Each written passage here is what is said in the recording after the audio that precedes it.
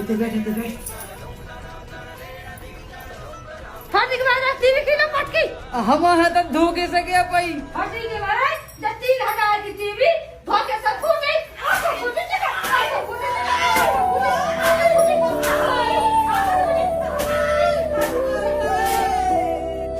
धागों से बांधा एहसास मैं हमेशा तुम्हारी रक्षा करूंगा। रिश्ता ये अपना।